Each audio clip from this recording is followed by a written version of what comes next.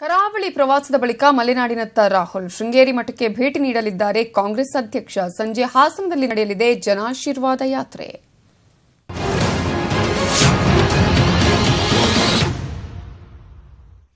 ಕಾಂಗ್ರೆಸ್ ಅಧ್ಯಕ್ಷ ರಾಹುಲ್ ಗಾಂಧಿ ಇವತ್ತು ಶೃಂಗೇರಿ ಹಾಗೂ ಚಿಕ್ಕಮಗಳೂರಲ್ಲಿ ಚುನಾವಣಾ ಪ್ರಚಾರವನ್ನು ಕೈಗೊಳ್ಳಲಿದ್ದಾರೆ. ಬೆಳಗ್ಗೆ 11:15ಕ್ಕೆ ಶೃಂಗೇರಿಗೆ ಆಗಮಿಸಲಿರುವ ರಾಹುಲ್ ಮೊದಲು ಶಾರದಾಂಬೆಯ ದರ್ಶನ ಪಡೆಯಲಿದ್ದಾರೆ. ಬಳಿಕ ಮಠಕ್ಕೆ ಭೇಟಿ ಕೊಟ್ಟು ಭಾರತೀ ತೀರ್ಥ ಸ್ವಾಮೀಜಿಯ ಆಶೀರ್ವಾದ ಪಡೆಯಲಿದ್ದಾರೆ. ನಂತರ ವೇದ ಪಾಠಶಾಲೆಯಲ್ಲಿ ಮಕ್ಕಳೊಂದಿಗೆ ಕಾಲ ಕಳೆಯಲಿದ್ದಾರೆ. ಬಳಿಕ 3 ಗಂಟೆಗೆ ಚಿಕ್ಕಮಗಳೂರಲ್ಲಿ ಬೃಹತ್ ಸಭೆಯನ್ನು ಉದ್ದೇಶಿಸಿ ಭಾಷಣ ಮಾಡಲಿದ್ದಾರೆ. ಇದಾದ ಬಳಿಕ ಹಾಸನದಲ್ಲಿ ಪ್ರಚಾರ ಕಾರ್ಯ ಕೈಗೊಳ್ಳಲಿರುವ ರಾಹುಲ್ ಚಿಕ್ಕಮಗಳೂರಿನಿಂದ ರಸ್ತೆ ಮೂಲಕ ಬೇಲೂರಿಗೆ ಪಯಣ ಬೆಳೆಸಲಿದ್ದಾರೆ. ಸಂಜೆ ಹೊತ್ತಿಗೆ ರೋಡ್ ಶೋ ನಡೆಸಲಿರುವ ರಾಹುಲ್ ಗಾಂಧಿ ಬಳಿಕ ಜನಾಶೀರ್ವಾದ ಯಾತ್ರೆಯಲ್ಲಿ ಪಾಲ್ಗೊಳ್ಳಲಿದ್ದಾರೆ. ಬೇಲೂರು ಕಾರ್ಯಕ್ರಮ ಮುಗಿದ ನಂತರ ಹಾಸನಕ್ಕೆ ಆಗಮಿಸಲಿರುವ ಕಾಂಗ್ರೆಸ್ ಅಧ್ಯಕ್ಷ ಜಿಲ್ಲಾ ಕ್ರೀಡಾಂಗಣದಲ್ಲಿ ಜನಾಶೀರ್ವಾದ ಸಮಾವೇಶವನ್ನು ಉದ್ದೇಶಿಸಿ ಭಾಷಣ ಮಾಡುತ್ತಾರೆ. ಈ ವೇಳೆ ರಾಹುಲ್ಗೆ ಸಿಎಂ ಸಿದ್ದರಾಮಯ್ಯ ಸೇರಿದಂತೆ ರಾಜ್ಯ ಕಾಂಗ್ರೆಸ್ನ ಹಿರಿಯ ಮುಖಂಡರು ಜೊತೆಯಾಗಲಿದ್ದಾರೆ.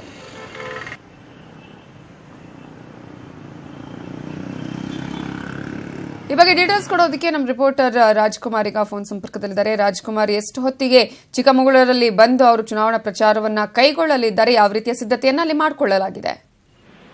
ನವಿತಾ, ಏನಂತ ಹೇಳಿದ್ರೆ ಎಐಸಿಸಿ ರಾಷ್ಟ್ರೀಯ ಅಧ್ಯಕ್ಷರಾದಂತಹ ರಾಹುಲ್ ಗಾಂಧಿ ಅವರ 2ನೇ ದಿನದ ಪ್ರವಾಸ ಕಾಕಿನಾಡದಲ್ಲಿ ನಡೀತಾ ಇದೆ ಅಂತಾನೆ ಹೇಳ್ಬೋದು. ಹೆಲಿಕಾಪ್ಟರ್ ಮೂಲಕ ಮಂಗಳೂರಿನಿಂದ ಚಿಕ್ಕಮಗಳೂರಿಗೆ ಆಗಮಿಸಲಿರುವ ರಾಹುಲ್ ಗಾಂಧಿ ನೇರವಾಗಿ ಶೃಂಗೇರಿಯ ಶಾರದಾ ಪೀಠಕ್ಕೆ 12 ಗಂಟೆ ವೇಳೆಗೆ ಬರಲಿದ್ದಾರೆ. ನೇರವಾಗಿ ಶಾರದಾಂಬೆಯ ದರ್ಶನವನ್ನು ಪಡೆದು ವಿಶೇಷ ಪೂಜೆಯಲ್ಲಿ ಭಾಗವಹಿಸ್ತಾರೆ. ತದನಂತರ 20 ನಿಮಿಷಗಳ ಕಾಲ ಶ್ರೀ ಜಗದ್ಗುರು ಭಾರತೀ ತೀರ್ಥ ಸ್ವಾಮೀಜಿ ಅವರ ಜೊತೆ ಚರ್ಚೆ ಮಾಡ್ತಾರೆ.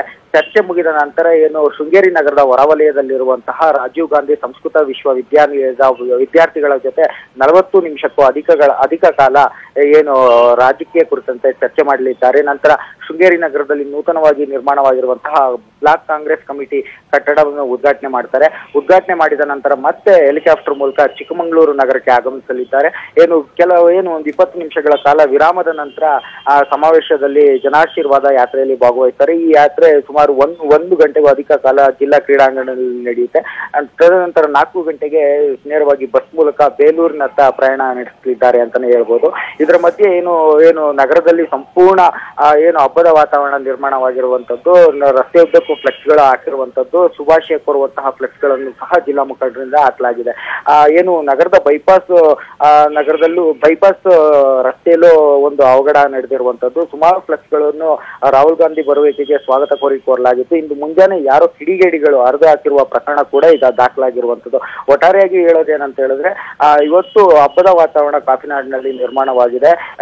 ರಾಹುಲ್ ಗಾಂಧಿ ಬರುವಿಕೆಗೆ ಸ್ವಾಗತಕ್ಕೆ ಎಲ್ಲಾ ರೀತಿಯ ತಯಾರಿ ಜಿಲ್ಲಾ ಕಾಂಗ್ರೆಸ್ ಇಂದ ನಡೆದಿದೆ ಅಂತಾನೆ ಹೇಳ್ಬೋದು. ನವಿತಾ, ಥ್ಯಾಂಕ್ ಯು ರಾಜ್ಕುಮಾರ್ ಡೀಟೇಲ್ಸ್ಗೆ. ಇನ್ನು ಹಾಸನದಲ್ಲಿ ಕೂಡ ಇವತ್ತು ರೋಡ್ ಶೋವನ್ನು ನಡೆಸಲಿದ್ದಾರೆ, ಅದರಲ್ಲೂ ಕೂಡ ಪ್ರಚಾರವನ್ನ ಮಾಡಲಿದ್ದಾರೆ. ಹಾಗಾಗಿ ಅಲ್ಲಿನ ಒಂದು ಸಿದ್ಧತೆಗಳು ಹೇಗಿದೆ ಅನ್ನೋದನ್ನ ತಿಳಿಸ್ಕೊಡೋದಕ್ಕೆ ನಮ್ಮ ರಿಪೋರ್ಟರ್ ಅಶೋಕ್ ಫೋನ್ ಸಂಪರ್ಕದಲ್ಲಿದ್ದಾರೆ.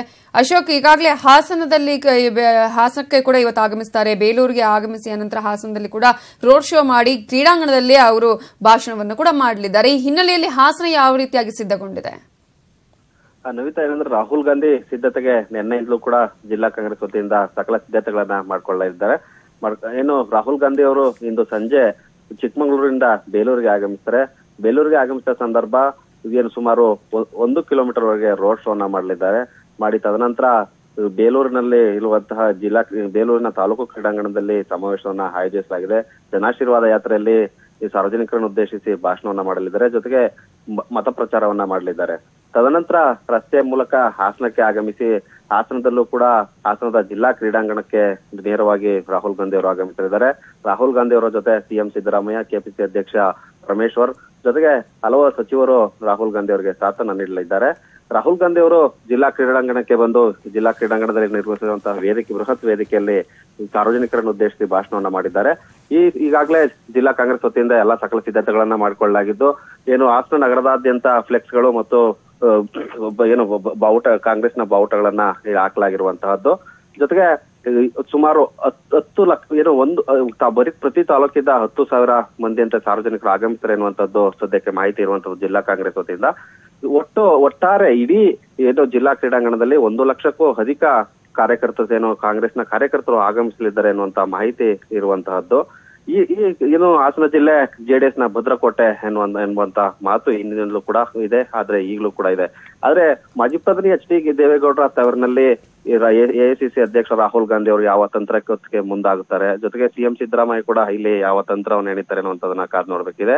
ಆದ್ರೆ ಇದು ಈ ರಾಹುಲ್ ಗಾಂಧಿ ಬರೋದ್ರಿಂದ ಮತ ಪ್ರಚಾರವಾಗಿ ಅದು ಕನ್ವರ್ಟ್ ಆಗುತ್ತಾ, ಕಾಂಗ್ರೆಸ್ಗೆ ಲಾಭವಾಗುತ್ತಾ, ಅಥವಾ ಜೆಡಿಎಸ್ ನ ಭದ್ರಕೋಟೆ ಹಾಗೆ ಉಳಿತಾ ಅನ್ನುವಂಥದನ್ನ ಕೂಡ ನಾವು ಹಾಸನ ಜಿಲ್ಲೆಯಲ್ಲಿ 7 ಕ್ಷೇತ್ರಗಳಲ್ಲಿ 5 ಕ್ಷೇತ್ರಗಳಲ್ಲಿ ಜೆಡಿಎಸ್ ಇದೆ, 2 ಕ್ಷೇತ್ರಗಳಲ್ಲಿ ಮಾತ್ರ ಕಾಂಗ್ರೆಸ್ ಇರುವಂತಹದ್ದು. ಇನ್ನು ರಾಹುಲ್ ಮಾತನಾಡಲು ನಿಂತಾಗ ಮೈಕ್ ಕೈ ಕೊಟ್ಟಂತಹ ಘಟನೆ ಕೂಡ ನಡೆದಿದೆ. ಇದರಿಂದಾಗಿ ರಾಹುಲ್ ಗಾಂಧಿ ಮುಜುಗರವನ್ನ ಕೂಡ ಎದುರಿಸಬೇಕಾಯಿತು.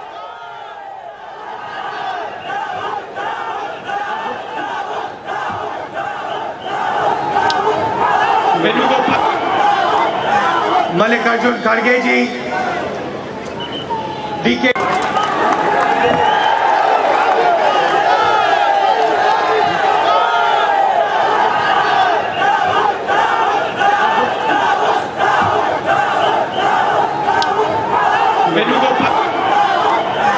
मल्लिकार्जुन खड़गे जी, DK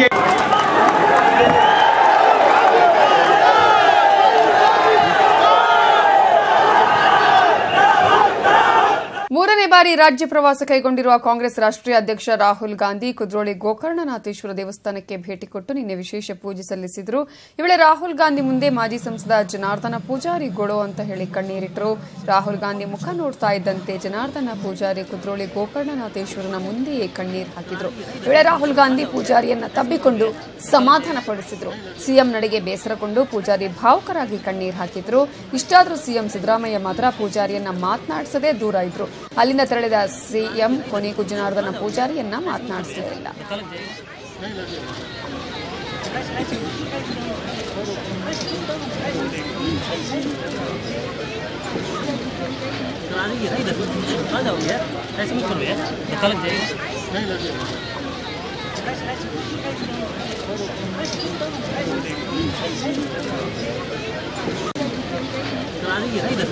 आ जाओ यार, ऐसे मत करो यार, निकल जाएगा।